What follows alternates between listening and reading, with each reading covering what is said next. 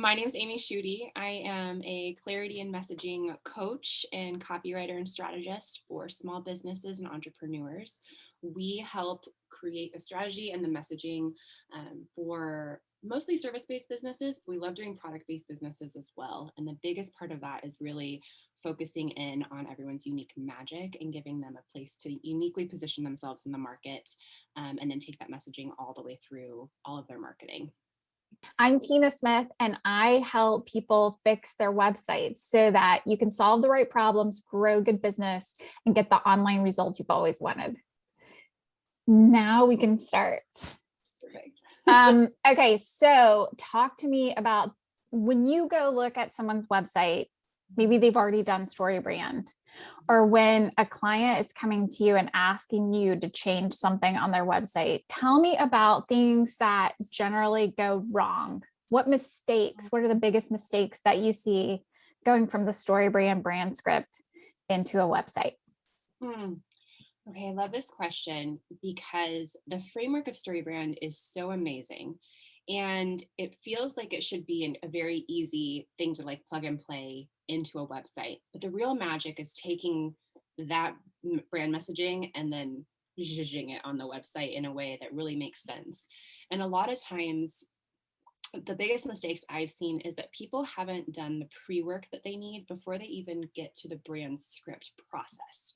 So a lot of times people will hire us and they'll be like, we need copy for a website, but they haven't worked through their magic or the way that they need to package things up. And so we can write beautiful copy and get it on there in a way that really is beautiful and clear, but it's going to be frustrating for them if they haven't done that pre-work to get there. And so that's actually one of the biggest mistakes I keep seeing with people missing their messaging, is that they haven't taken who they are, or the basics of their company, and really found that unique hook or those unique positioning places to go.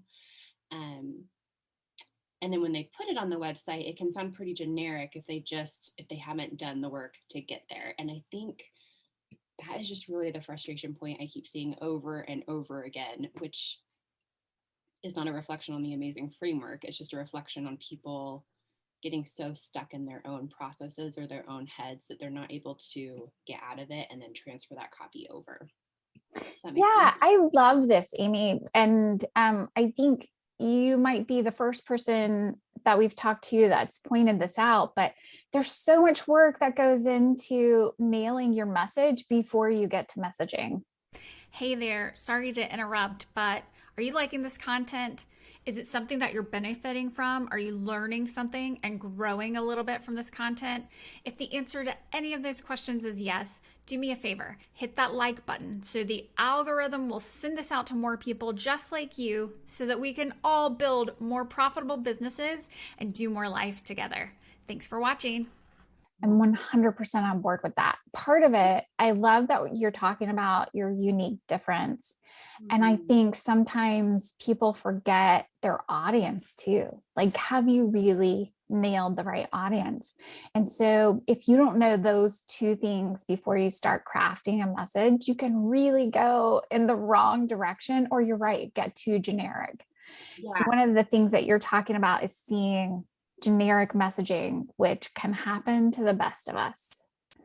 It can happen to the best of us, because even as guides or copywriters or strategists who are in the same circle, we end up saying the same things, and we all kind of can have this generic piece, but there's no one that is you or has the brand values of your company. And so really digging in and trying to get those origin stories, those kind of that messaging ecosystem planned out, and then how you're going to sell what you want to sell. People miss that all the time. They have a great idea, or they say, I'm a service, I'll just do this thing, but they haven't taken the time to really package those things up. And so when we get to your website, if they haven't done that pre-work, they can get really stuck in, sounding a lot like every other financial advisor or every other, accountant, whatever that looks like, or creative. And so I think because we get so stuck in wanting to do it right, we lose the magic. So You can lose a lot of creativity by trying to stick with a formula. Mm-hmm. Yeah, and that formula is great. Like I love the StoryBrand framework because it makes it a snap for people working through it, right? You have to understand these 7 elements are so critical and this is why they work. It's got the brain science, it's got that ancient storytelling piece. It's all the things you need. But to tell that good story, you have to understand who you are as the guide to your hero and who that hero is. Like, and not just like the classic avatar. It's Susie, she's 44, she shops, at Banana Republic. It's way more than that. It's really understanding so many layers of the problems that she's facing, some of the visceral things, and being able to then translate that over so that your headlines are sparkling and clear. So there's this like very fun, challenging mix of creativity and clarity that has to happen when you transfer over from the brand script to your website. Yeah. So tell me about, how do people find their unique magic? What if they don't know it? Because it is hard to sort of spot sometimes. I feel like some of the things that I do best seem second nature to me, and I don't even know that it's something unique that I provide. So how do you figure out what that is? Okay, I love this question because it's different for everybody, right? So the bigger brands and companies that I work with, culturally, usually there's a founder that has some sort of mission and drive and vision that's pioneering things forward. For solopreneurs or personal brands, it's a little bit different. So let's go there for a little bit because I think that's a little bit easier and more challenging of a game. But what I like to do with these people is really kind of take them back a little bit. If they're like you, what is my magic? Asking yourself questions like, what is everyone asking me advice on? Mm. What is that second nature to me that I don't even realize is special? Um, and then kind of looking back at the map of your life. I know this is very random, but looking kind of back at the map of your life and like looking at themes, because we all have so many themes in our life that are so incredible that make up the magic of you, right? So if perseverance has been like your thing all the way through, or if you have like a big vision for women or for children, or you have this thing and it keeps popping up over and over in your life, there's ways to kind of grab that piece of it and put that in your guideness, right? That's what makes you the guide specifically for this type of person, because you have all this life experience or all these things. People get so stuck on, I don't have all the certifications I need, or I need to take one more class to even be able to show up this way. And you know, not that's not always true. We can always get stuck in that fear of like just taking more things when really you have all of that inside you. You just need someone to help you kind of pull it out. My gosh, you have everything you need. What if that's true? What if it is true? So here's what's so funny. Yesterday I did a video in reaction to a little interview that I watched from between my business coach, who is a business psychologist, which has been great because most of the time I'm just like, okay, it's my time to sit on the couch and tell you all of my backstory and help me figure out life when we work together. But she was interviewing a leadership coach. And one of the things that he was talking about at the end, because of course he's got an online course, like almost everyone who has a small business is doing these days.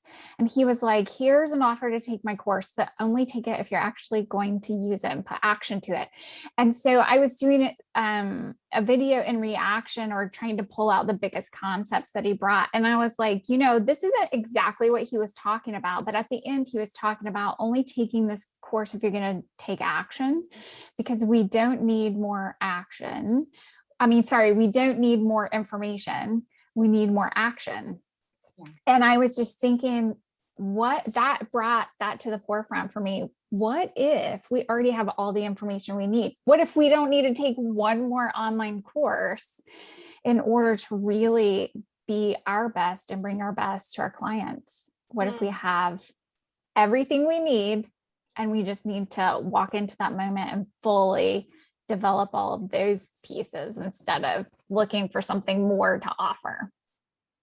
100%, right? Because I think we can get on this course cycle, especially as entrepreneurs, and we always want to be learning more and always striving for, more knowledge. But you're right. I think we get caught in that action information struggle, and we can stay in a content course suck for years and then be like, once I finish this, I'll do the thing. Once I finish this, I'll do the thing. And while we're in this zone, that's, great, but also we're not serving the people that we really need to be serving. And there's people that need whatever knowledge you have right now. And so we can get really stuck there, and that doesn't create expansion. That doesn't create wealth for you or other people. And so, yeah, I always encourage people, you don't have to know all these things before you get, your website up and going. Just get it going. But going back to those big mistakes, it's just when we get stuck in that place of fear, and we just don't want to, we're not ready to show up. It's easier to show up generic than it is to just own who you are and what kind of the power of like what you can bring to the world. Yes, you were talking a little bit about, so getting back to finding your unique value. You were talking a little bit about tracing that golden thread through life. And so one of the things that you said is, what do people come to you for advice now? But also, if you think back to even when you were a kid, what were people coming to you looking for advice when you were younger? What did that, is there anything that's the same from being a kid to a teenager to college to today? Is there any golden thread that winds its way through that's the same? Okay, that's part of your unique gift. Any other tips on finding that uniqueness? So that was really more about personality-based brands, but what about bigger brands who have grown maybe past their founder? Yeah. So I love this too, because we help a lot of businesses, and some of our product-based businesses, it's not all about the founder. It's really about this product. So for those businesses, I would say, getting really clear on your brand values is really important. If you're a sustainability-led company, what does that really mean to you and the people who want what you're selling? Like, tell that story and tell the robustness of that story. Maybe not all on your website, right? That's a lot of information, but how can you weave that story throughout your other sales elements or pieces?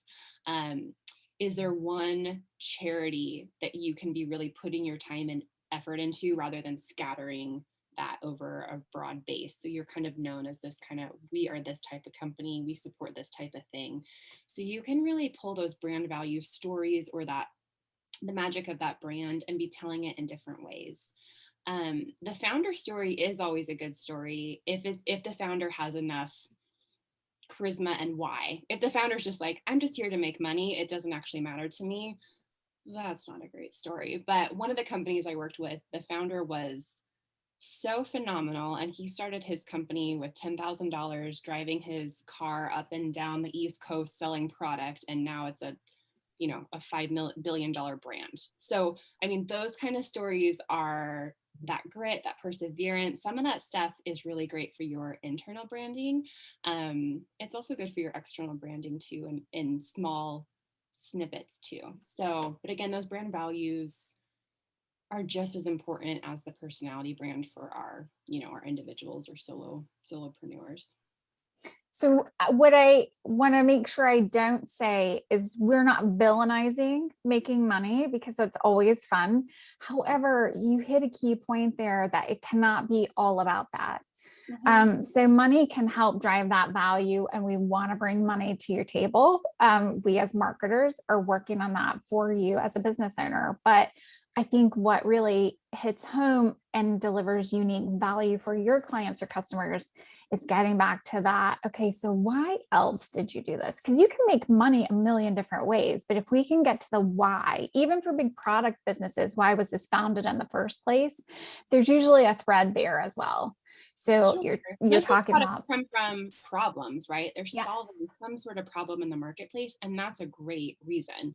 And of course, yeah, I'm not villainizing making money at all, because the more wealth that we can figure out and bring in, you have so much more power when you have wealth for impact and goodness in the world. So yes, we want to make people all the money they can, but the story piece of it, it can't just be that, right? It has to be, what problem was this originally designed to solve? And then how did that change as things went on? Or what other pieces were able to be brought into this? What kind of company, if, are you just what kind of company culture are you bringing? Is there anything different there that's, you're really trying to pioneer in the marketplace? And again, those are all just layers to the bigger story, which again, the bigger brand message is using that story brand framework, which is so great. But then you really need these like kind of process or methods or your own framework that you can start using to tie your content back into. So that way your stories aren't everywhere, but you have really, 3 really great pillars that you're always pushing people back into to keep kind of building on that story and that brand so that that unique piece doesn't get lost in the mix. Yeah. And you know what? One of the things I found more recently in doing some of this messaging, even for myself, like I do things, I build websites a certain way.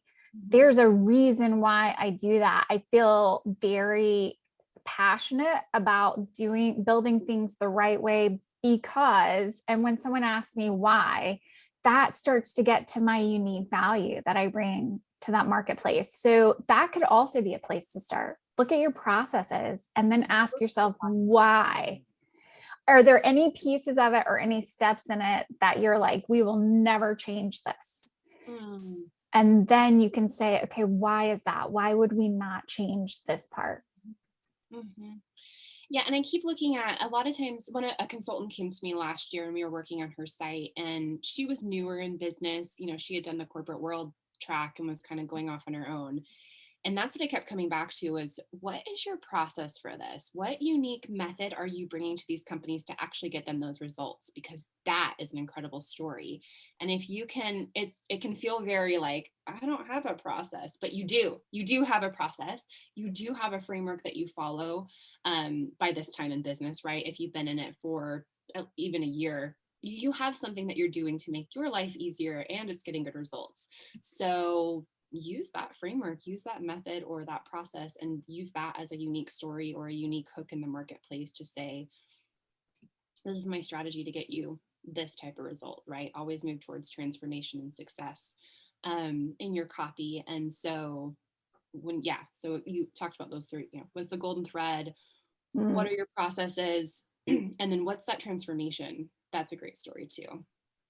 Yeah. And so one of the things that brought this to my attention, like that made it easier to see, was as a business owner, I decided to hire someone to help with the workflow. And they had a lot of questions like, why wouldn't we just do this instead of this? It's so much easier. And of course, there were opportunities to change things and do things better, but there were lines in the sand that I would draw where I was like, no, this part doesn't change. And I found that solidified for me why we do things differently, because it was when they asked that question, why do we have to do that, that really brought that to the forefront. So sometimes having other people get in your kitchen is helpful. It's great, right? That's why people like to hire people like us, because we can see gaps that you can't see. Yeah. And so a lot of times people will have gone through, the framework on their own and they'll bring it and I'll be like, whoa, like, let's go back a little bit because there's so many, are there ways that you can be doing, less better? What are those things that we can fix for you? Because your return on investment isn't just about getting great copy on your website. It's about making sure that you are living the life that you want to be living as a business owner. And so, looking at those processes, looking at those little hooks that's where the goodness, kind of lies. That's where all the gems are. Oh, I like that too about, hey, we want you to live the life that you want to live, which also means like, not that we all enjoy every piece of our work, but sometimes we can get into something that's profitable, but that we don't love doing. So I like that reminder of, you don't have to do that just because it makes money. You want a life and a work that you love as well. So don't forget that part. There's a reason you're drawn to certain things. 100%. Okay. So another thing that I found really helpful in identifying unique value is asking my favorite clients, what do I do better and different than anyone else that you've worked with that does what I do? I love that can bring a lot to the forefront. Those testimonial pieces, I always ask for those when we're working with our clients, or if they don't have testimonials that are great, we go get them for them. Because I like to do those client interviews and ask those same questions. Like, what was that thing that made you hire this person, or why do you keep working with them? Which I think is great, because again, that's that transformation. What did you bring to the table that was able to really push them towards a bigger transformation in their business? So yes, I think that's a really, really lovely way. Another one is thought reversals, asking like, what in the industry makes you frustrated that you can push back against? Like, Yeah. is it the idea that you have to hustle 24/7 and that drives you nuts and you don't want to do life that way, and you're a coach and you want to say, listen, you can work this amount and make this much money and I can show you how, right? What are those thought reversal pieces that you can really own and be pushing out? Because that's a unique differentiator for people as well. And so really paying attention to what bothers you and what lights you up, those two things, that tension, right? Those are really where all the good secrets are. Yeah. You know, what's interesting is that I've done some interviews with a lot of people that help on social media. So they're like, how do you make your mark? And one of the things that always comes up is they say you need to make a strong stance against something. So you've got to figure out, what do you feel against? Like, is just wrong. And that's one of the questions that StoryBrand framework and asks, you know, for that philosophical problem that you're addressing, is what's the thing that's just wrong? It shouldn't be this way, or it ought to be a different way. So I think a lot of these frameworks kind of get you to that, and the philosophical piece, answering that philosophical problem, kind of a lot of times identify what's unique about maybe not everything about your business, but about the way you do business. Yes, 100%. I love that philosophical problem. And I don't know why it seems to be so hard for people, because usually that's where they're like, I didn't really get this part. Like, I got everything else. I understand a problem I'm solving, but I don't get this part. And I'm like, oh, we got to figure this one out, because I love using the philosophical problem or philosophical piece as like headlines. That stuff is great because it again hits this, it scratches at the surface again of someone else's problem where they're paying attention. And if you have something that says, you know, it doesn't have to be like that, or, you know, you deserve this, you're like, do I deserve that? I think I do, actually. I need your help. So that kind of language from a persuasive strategy, you know, approach is really, really critical for your website too. Yeah. All right. That was awesome. A lot of amazing information. And I love that we sort of stuck with that theme of finding out what's unique to you, because I think that's so important before you start putting your messaging together, which comes before putting it on your website. So there's a few steps sometimes that happens before StoryBrand can really help you craft the right message to get it onto your website, I think. Yeah. And then, I mean, once you get that piece of it down, then that flow into your website is so great. Then you have the clarity to write clear messaging on your website, right? And then from there, it's, you know, it can be pretty formulaic, but really those headlines need to be, that's where a lot of people make mistakes, is their headlines are too long, or they're just trying to say too many things. You know, those headlines are really where people are scanning and reading first. Those have to be punchy. You know, all those calls to action need to be really clear, but to get that clear, beautiful website that we all want, got to do this piece first. And yeah, it's a common theme I see over and over and over again, that doing this work is the work. And that's why we try to skip it and go right to like, I just need great website copy, please write it. It's like, sure, we can do that, but if we do this work, it's going to be so much more sustainable for you. It's going to have such a better return on investment, because you have figured out what your spark is for the world and how to really step into who you are as a guide, which we all need more guides in the world. So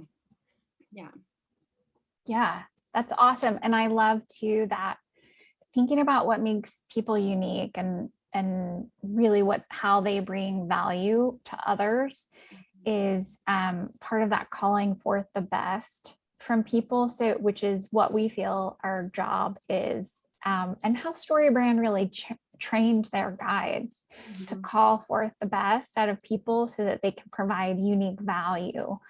And you're right, everyone is unique and they have specific value to offer, even if they're offering the same kinds of products or services that others are offering.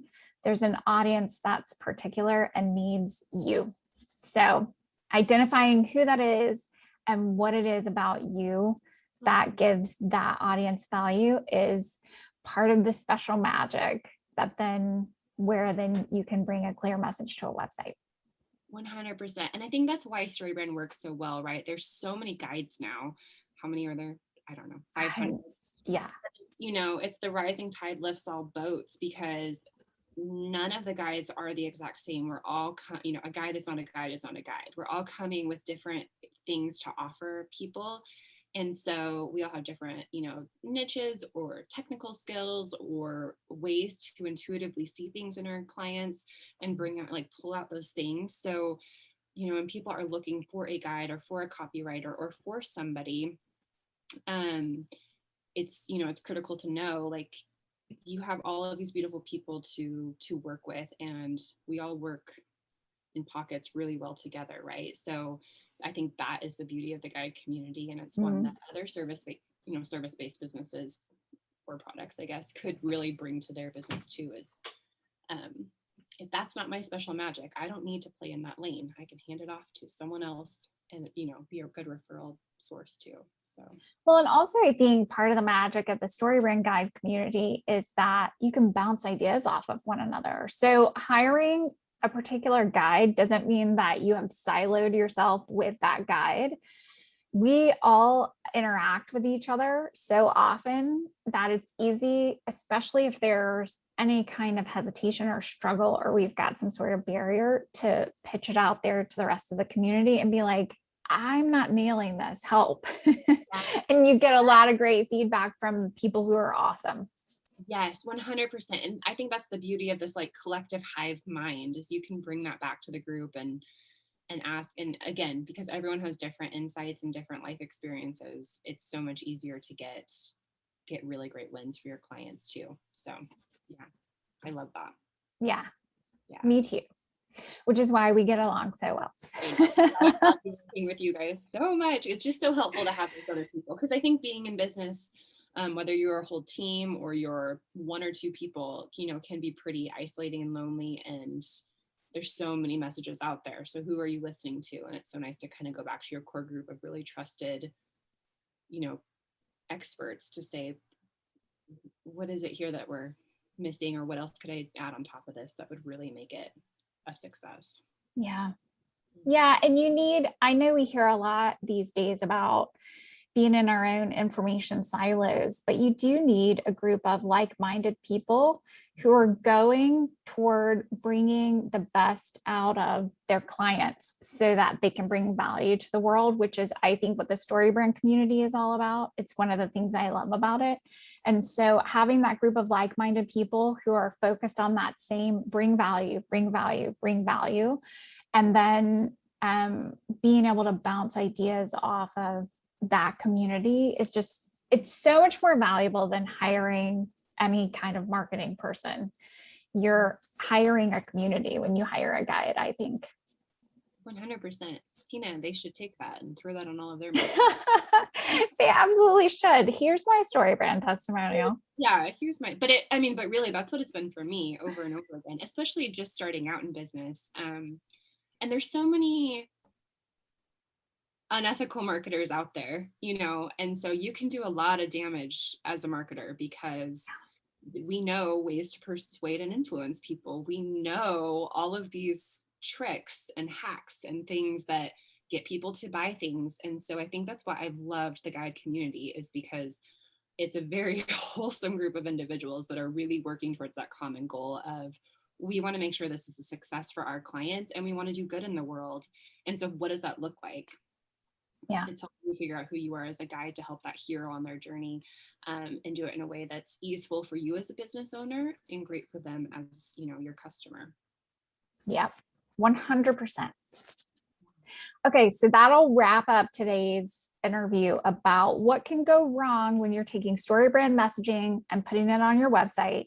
And one of the things that Amy's brought to us today is maybe you need some pre-work before you get to the StoryBrand messaging. It will make StoryBrand easier if you do a little bit of pre-work to find out what your unique value is. You're not just a financial advisor.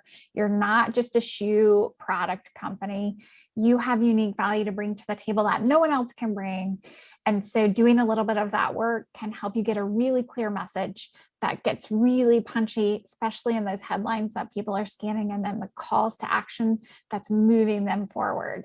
And so that is one way that you can tune up your message before you even get started. This has been great. I hope it's been helpful for everyone who's watching.